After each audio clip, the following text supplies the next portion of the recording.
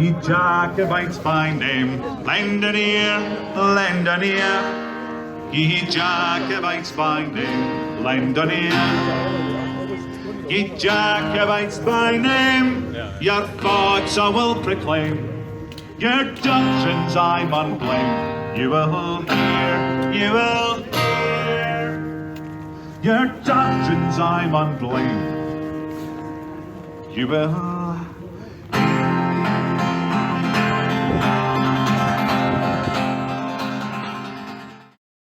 Hello and welcome to episode 25 of the Clacks Women for Indie podcast.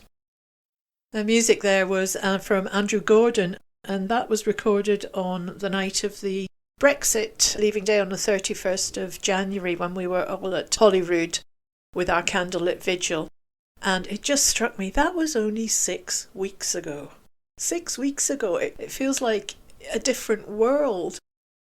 Our thoughts were consumed with being dragged out of the EU against our will, and we had a whole programme of independence marches to look forward to, and it was all getting ramped up, and would we have IndieRef this year? And 6 weeks later, the entire world has changed. I think it was John Lennon who said, life is what happens when you've made other plans. And independence certainly has not gone away, although I think we might have to think how we adjust our approach to it.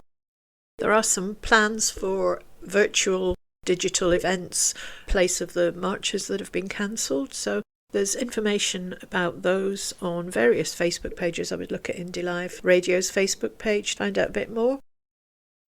And the other thing under the independence banner is that the People's Action Against the Section 30 order, which Martin James Keatings was leading on, a Twitter account has been set up called @PeoplesAS30, where you can see a copy of the Senior Counsel's legal opinion, which is pretty much what the first crowdfunder was set up to obtain.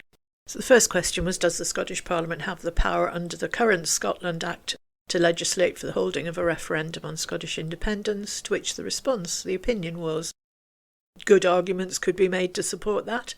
And the second question was, is there any recourse to the courts to establish whether or not the Scottish Parliament already has the power to legislate for the holding of a referendum? To which the response is, the matter has never been the subject of authoritative legal decision, but there is some degree of controversy. So that would be a question for the courts to rule on. On the 19th of March, Martin Keatings received confirmation from legal counsel that the People's Action Section 30 summons had come back from the court and is ready to serve on the Advocate General of the UK. He did put the question to the Twitter sphere whether we should hold off doing it based on the current turmoil, but the general opinion seems to be, nah, go ahead. And I suppose if there's one thing that can get clarified in the background while everybody else's attention is diverted, well, maybe that's a good thing. Assuming it goes our way, of course.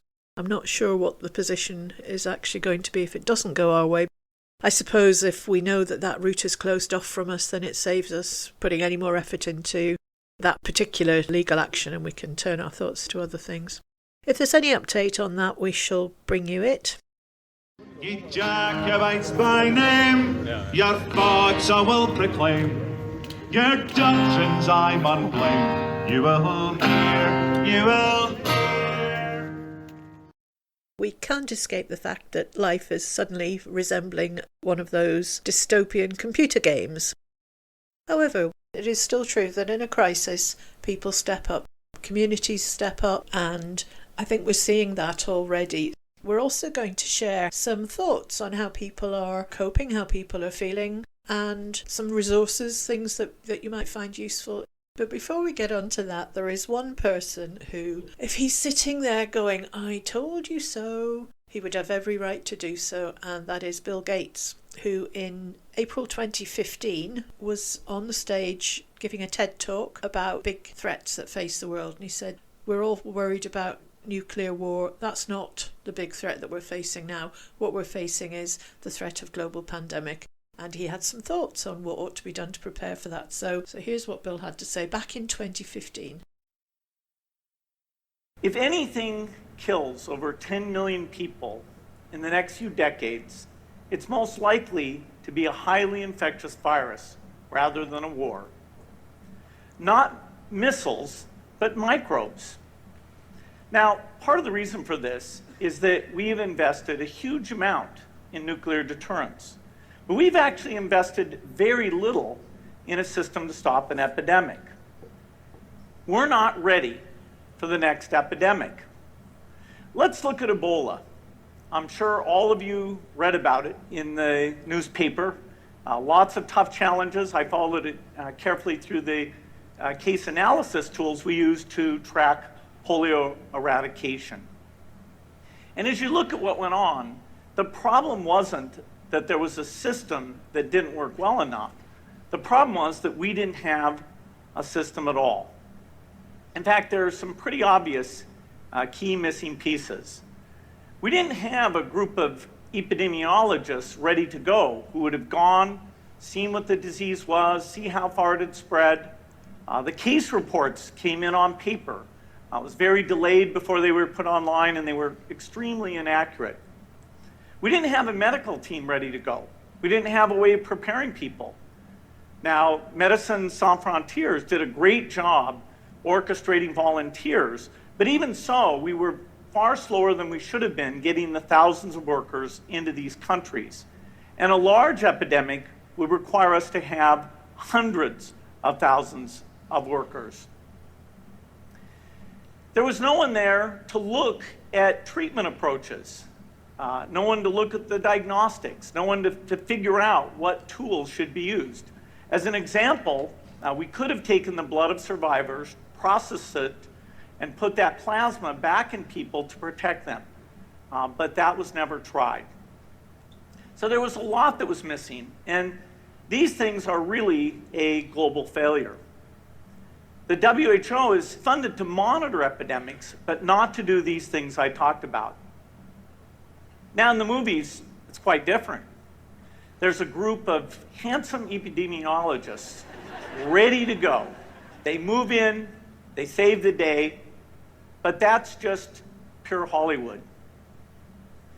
The failure to prepare could allow the next epidemic to be dramatically more devastating than Ebola. Let's look at the progression of Ebola over this year. About 10,000 people died, and nearly all were in the 3 West African countries. There's 3 reasons why it didn't spread more. The first is there was a lot of heroic work by the health workers. They found the people and they prevented more infections. The second is the nature of the virus.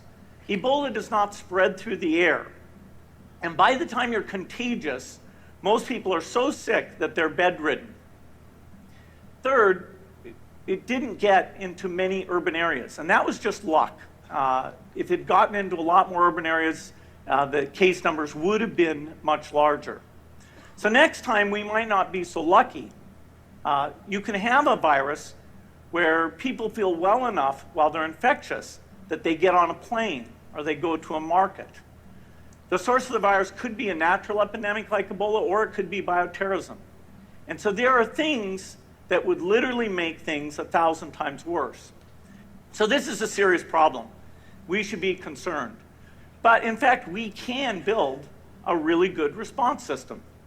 We have the benefits of all the science and technology that we talk about here. We've got cell phones to get information from the public and get information out to them.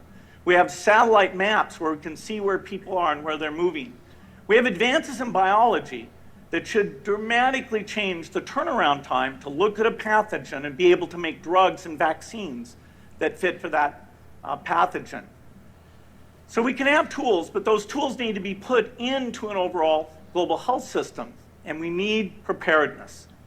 The best lessons, I think, on how to get prepared are, again, what we do for war. For soldiers, we have full-time waiting to go. We have reserves that can scale us up to large numbers. NATO has a mobile unit that can deploy very rapidly. NATO does a lot of war games to check, are people well trained? Do they understand about fuel and logistics and the same radio frequencies? So they are absolutely ready to go. So those are the kinds of things we need to deal with an epidemic. What are the key pieces? First is we need strong health systems in poor countries. That's where mothers can give birth safely, kids can get all their vaccines, but also where we'll see the outbreak very early on.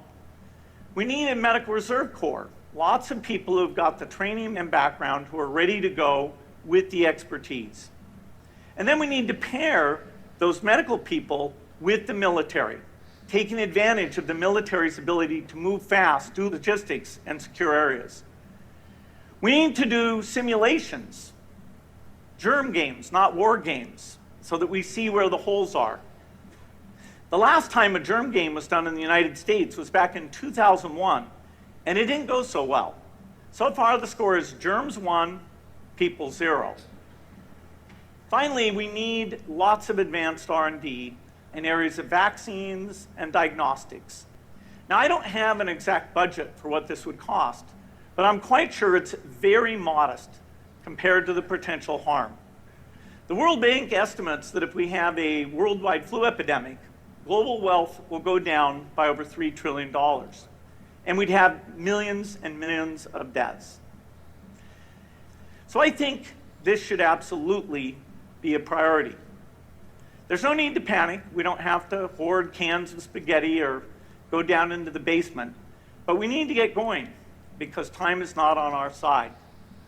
In fact, if there's one positive thing that can come out of the Ebola epidemic, it's that it can serve as an early warning, a wake-up call to get ready. If we start now, we can be ready for the next epidemic. Thank you. So that was Bill Gates in 2015. And if anybody wants to watch the full episode of that, if you just Google Bill Gates TED Talks, We're Not Ready. What's right, what is wrong? By the law, by the law. What's right, what is wrong? By the law.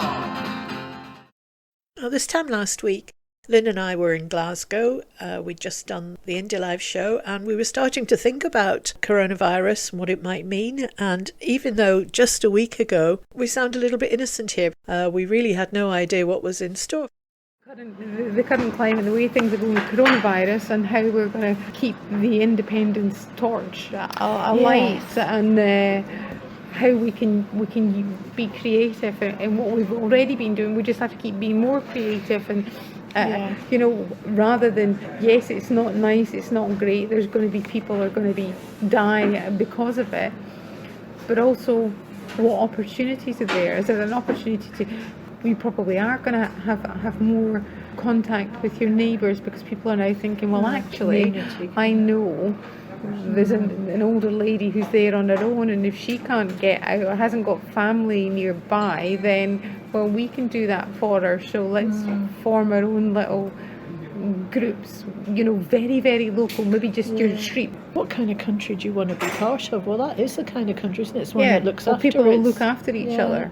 And it's the collective good, isn't it? It's not the few rich at the top taking all the the cream and leaving everyone else to fail. And that's the one thing that we can see already with this virus. There's no respecter of class or not at all. wealth. And in fact, the people who've caught it first are the health minister. It doesn't bode well. No, but it was yesterday talking to my friend in Skye, and they're already beginning to think, well, what is this going to do to us? I mean, the island has a lot of tourists go there, and a lot of businesses that run around that. Yeah. And probably don't have a lot of slack either. Well, Richard Murphy was saying something about the biggest issue is going to be the cash flow problems. You maybe think, well, I've got a few savings, so I'll manage to survive a while like that. You want to be able to function as normally as possible. My daughter's a self-employed swimming teacher, so at the moment she does it block by block, sort of 4 or 6 weeks blocks. People pay for the block, and one woman is cancelled and said, no, I'm keeping my child out. But that's it. And I think the difficulty is with the little information we've been given, people are making their own minds up about what they're going to do. What's right, what is wrong? I shorted and a long. I come on a strand, what is wrong, what is wrong? I come Next up, we're going to hear from Finn, who's another of the Women for Indie. Finn has 2 young children and has just taken them out of school. And she's recorded her thoughts as what I'm sure will be a very welcome gesture of solidarity for all the other parents out there. Here's Finn. This is Finn, and I'm speaking from our flat in Clackmannanshire. And I just thought I'd give a wee perspective on where we're coming from 3 days into keeping the kids off school. So a connection with a lot of parents out there. Just thoughts generally on Indie Ref being postponed till after this year. And what you'll hear in the background is one of the things we're working on here is exposing ourselves to different types of music. Music. And learning about that. We were going to put in, like a lot of parents, we were going to put in a schedule for the kids to make sure that they were still keeping up with their curriculum. But I'll be honest, day 3 we are looking at less, militaristic, streamlined operation here, and more like hodgepodge, throw things at them in terms of offers of activities, and then watch them go, no thanks, I'd rather play Minecraft. So a combination of that means that, yes, having not drunk anything alcoholic for a good few weeks now, not consciously, but I realised that the other day, got to the end of day 1 of the kids at home, and definitely that bottle of Gordon Sloe Gin was looking particularly appetising. Lovely though they are, it's amazing to spend time in their company and actually get used to these little personalities again. Given that they do spend so much time away and in school, yeah, watch me say that again at the end of the week. On the side of parenting, it's really been fantastic to see on Facebook particularly the amount of support that's been put out there for parents, whether it be tutorials on using Glow, whether it be that people find other resources, whether it be something like Glasgow Science Centre doing their live streams at 10 o'clock every morning. Just the fact that people are rallying around and thinking laterally and thinking about what different kids might need in terms of structure, reassurance. It was amazing to see that the Norwegian Prime Minister had put out a half an hour press conference directly for kids to talk about their feelings and reactions to the current climate. It was really, really heartening. And in terms of when we do become independent, even now, I'd hope that was something that was there for kids to help people understand that they have as much a role in our society and the society that we create as the adults do. Along the lines of other education, in this house we're quite big on experiential learning. We have one of our kids who's particularly academic, but on the flip side also particularly active and kinetic, and the other one who is basically an engineer, a small blonde lateral thinking engineer. So what I also got was investing in the next however long we've got. This is potentially going to spill through into the summer, and they won't be going back until August, September. And so got 3 books on forest crafts, forest adventures. One is all about the multi-purposes of a stick, which I think we're all particularly excited about looking at. But are they excited about looking at it now? No, they're not. Of course they're not. We are currently well into the how do we ration the screen time, while at the same time realising that the screen is a fantastic educational tool.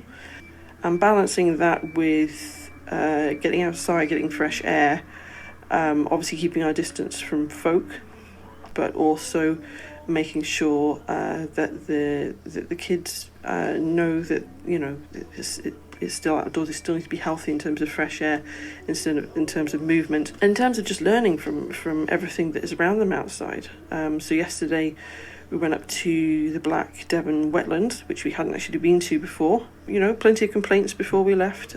And once we got there, it was actually a wee bit cold. But once the sun came out, once we were looking at rainbows, once we were looking at ducks, and... Who are you speaking to? I'm speaking to this. Who? I'm making a recording. Sure. Okay. Just like you like to make recordings. Child speaking. Disclaimer. Yeah, so that was the Black Devon wetlands yesterday. And once they're out, they're running about, seeing the stuff they've got up there, splashing in all the puddles, looking at what they've built up there. So Larbert School had been up there and planted the beginnings of a willow tunnel. So it's going to be amazing to see how that changes over the next few years and comes together. So it's all the wee beginnings of things. And then in our heads linking up the cycle paths that then connect within Clackmannanshire, which obviously we're very fortunate about.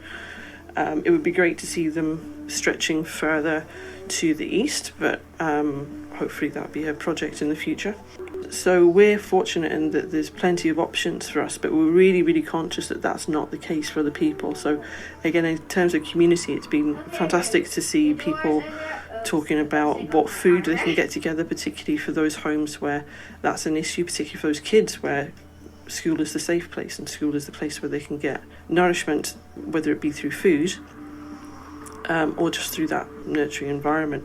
That is something that's been really striking about Clacks, in the way that people have been communicating and trying to pull things together and look out for each other, really accept that people have different vulnerabilities and different abilities, and really playing to its strengths, and just accepting that everybody's got a role in potentially looking out for other folk, Clacks, but all over Scotland as well. And I think some of what we're seeing is pointing towards the kind of country that we would like to become if it were properly up to us.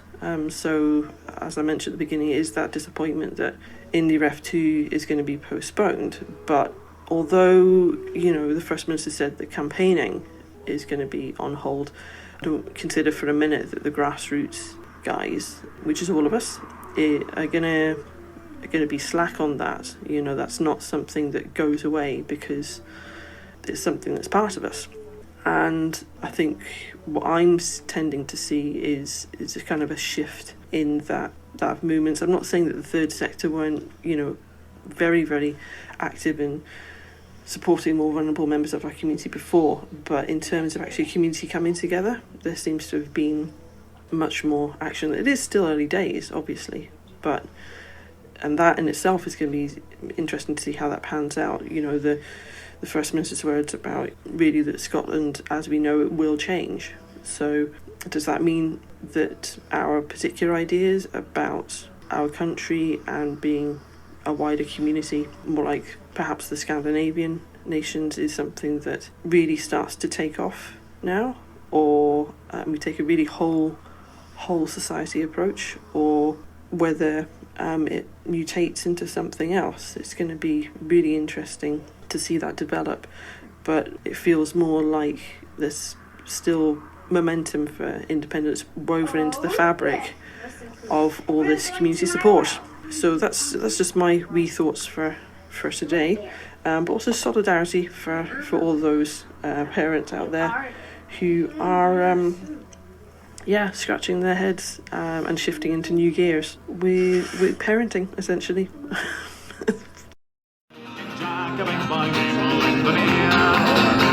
Get Jacobites by name, ye are part of all big play. Get up to time on wing, you will hear, get up to time on wing, you will hear. So I mentioned earlier that there are some things in place which you might find useful.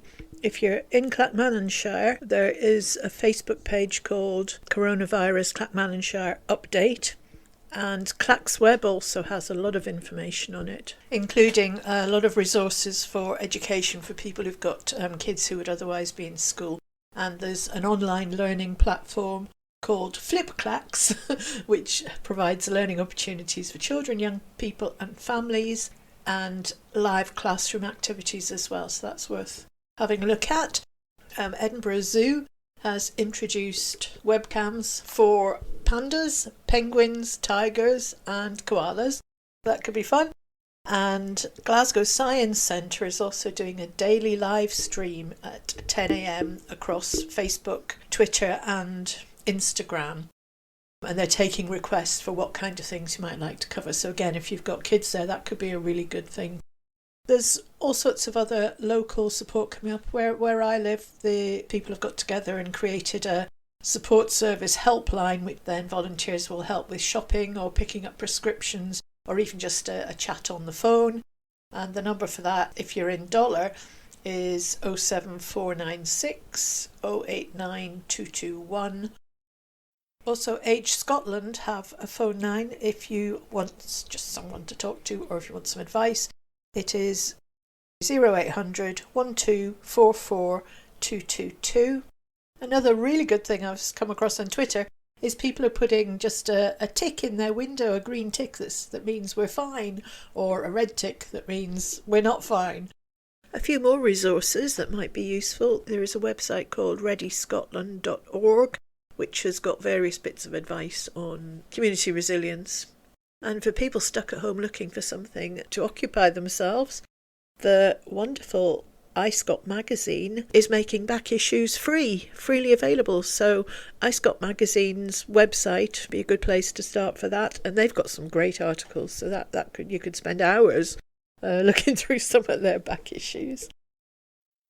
And another thing that I enjoy and use a lot is Futurelearn.com, which provides free online courses from universities in the UK and around the world. Currently I am studying Norwegian with them, but they also do a lot of history and archaeology, and they've done recently did a great one about finding the skeletal remains of soldiers from the Battle of Dunbar, applying scientific methods to pretty much track down who these skeletons were. Looking on popular courses there this week, not surprisingly, is tackling the coronavirus, teaching English online, also collaborative working in a remote team for all the people working from home. That could be really good. They've got a whole load of subjects: business and management, creative arts, environment, politics, literature, healthcare, law, you name it. There'll be something there you could find that's interesting, and it's free. So there's my recommendation for the day. What makes it always right in the bar, in the bar? What makes it always right in the bar? I've got friends and relatives in England, and I really feel for them having to get their information from that bumbling buffoon who inspires no confidence whatsoever and is demonstrating how far out of his depth he is every time he opens his mouth. Luckily, we have Nicola Sturgeon, of course, our First Minister, giving us crystal clear, calm communications delivered with humanity and warmth and reassurance, and I'm so glad that we have her. One thing from her broadcast today that she said that really I found very comforting indeed as we head into this, and it's just a tiny little clip, and I'm just going to play this because it makes me feel better. What I would say as First Minister, and from my perspective, is that while we can't make this virus go away, we have always known that, there is nothing inevitable in us, to use your phrase, becoming like Italy. That will be down to whether or not we are successful in ensuring compliance with the measures that are all about slowing it down, reducing the peak, and reducing the peak pressure on our National Health Service. And that, I suppose, really gets to the heart of and underlines that message to the public. This is a deeply anxious and worrying time, but none of us are powerless in the face of this. Each and every one of us, through our own behaviour, can make an impact on how quickly this virus spreads and how many people are infected and over what timescale. And so if we look at what's happening in other countries and want to see that be different here, then that's what makes it so important that we take the action that we're asking people to take. Very helpful words from the First Minister there. The idea that we are not powerless. We have power in this situation. Before we go, I better just do another shout out for the Indie Live crowdfunder, which is looking very, very difficult at the moment, and obviously people have huge financial concerns and people are being laid off, so not surprising that it's difficult. But if anybody is able to support Indie Life, keep them on the air, then please do so. On that note, I think that's it for this week. So just play you out with something a bit more stirring to cheer us up. Andrew Gordon from the Holyrood event, which, as I reminded you at the beginning, was only 6 weeks ago. Stay well, everybody, and I'll hopefully catch you all next time. Bye now. Ye Jacobites by name, lend an ear, lend an ear. Ye Jacobites by name, lend an ear. Ye Jacobites by name, your thoughts I will proclaim. Your doctrines I mun blame. You will hear, you will hear. Your doctrines I mun blame. You will.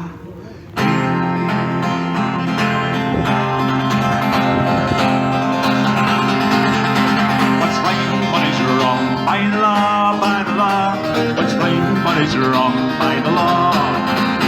What's right, what is wrong, I short it and a long. I can man a strang, for the draw, for the draw. I can man a strang, for the draw. Get Jacobites by name, lend an ear, lend an ear. Get Jacobites by name, lend an ear.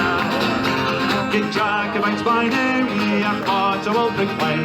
Your options I will blame. You will hear, you will hear. Your options I will blame. You will hear. What makes it always right? Bring the bar, bring the bar. What makes it always right? Bring the bar. What makes it always right? To wet the assassin's knife. Oh, the parents do wait for a war, for a war. Oh, the parents do wait for a war. Get Jacobites by name, lend an ear, lend an ear. Get Jacobites by name, lend an ear.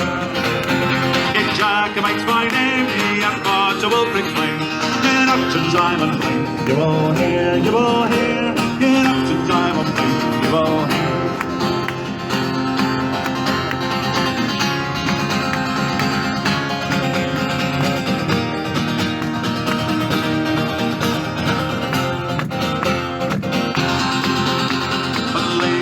Alone in the States, in the States. Leg skims alone in the States. Leg skims alone, adore the rising sun, and leave a man undone into his fate, to his fate. And leave a man undone into his fate. Get Jacobites by name, lend an ear, lend an ear. Get Jacobites by name, lend an ear. Get Jacobites by name, your thoughts I will proclaim. Your options I will blame. You will hear, you will hear. Your options I will blame. You will hear. Get Jacobites by name, lend an ear, lend an ear. Get Jacobites by name, lend an ear. Get Jacobites by name, your thoughts I will proclaim. Your options I will blame. You will hear, you will hear.